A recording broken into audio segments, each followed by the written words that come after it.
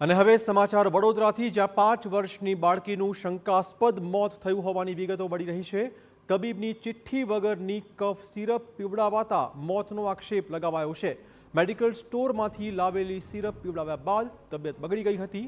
સારવાર માટે હોસ્પિટલ લઈ જવાય તે પહેલા જ બાળકીનું અવસાન થઈ ગયું છે।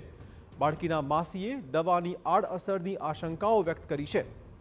ન્યાયની માંગ સાથે હોસ્પિટલ ખાતે સગા સંબંધીઓએ આક્રોશ ઠાલવ્યો હતો। આ બનાવની જાણ થતાં એસીપી આર.ડી. કવા ગોત્રી હોસ્પિટલ પહોંચ્યા હતા। પોસ્ટમોર્ટમ રિપોર્ટ બાદ મોતનું સાચું કારણ સામે આવી શકશે। એટલે પછી એમણે એવું કીધું કે એને 2 દિવસ પહેલા શરદી તાવ ને એવું હતું, એટલે પછી એ એમના જે કાકા છે એમનું મેડિકલ છે એમાંથી એમણે સિરપ લઈને પીવડાવી।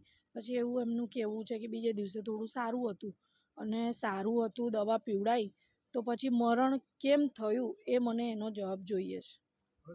અને સરકાર પાસેથી મારી એ જ માંગણી છે કે મારા બેન બનેવી તો હયાત છે જ નહીં, એ બાળકી જે ગુજરી ગઈ એના માતા પિતા 3 વર્ષ પહેલાં મરણ પામેલા છે, અને બાળકી અમારી જોડે જ રાખતા હતા, પણ હમણાં 6 મહિનાથી એના દાદા દાદી પાસે આપેલી રાખવા। તો મૃતક બાળકીના માવતર હયાત ન હોવાથી આ બાળકી હાલમાં દાદા દાદી સાથે રહેતી હતી। થોડા દિવસ પહેલા બાળકીને શરદી ખાંસી થતાં બાળકીના કાકા પોતાના જ મેડિકલ સ્ટોરથી કફ સિરપ લઈ આવ્યા હતા અને એ બાળકીને આપવામાં આવી હતી।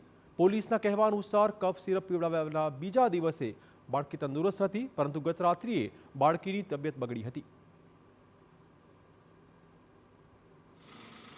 ના મરણ જનાર છે એમના માસી તરફથી આક્ષેપો હતા કે કંઈક ખોટું થયું છે, પણ રાઈટ નાઉ અત્યારે વિષય એવો છે કે પંચનામું કર્યા પછી એમનું પીએમ થશે। પીએમમાં પેનલથી થશે અને વિશેરા પણ લેવામાં આવશે, અને ફોરેન્સિક રિપોર્ટ આવ્યા પછી એમાં આપણે કંઈક વિવરણ ઉપર આવી શકીએ।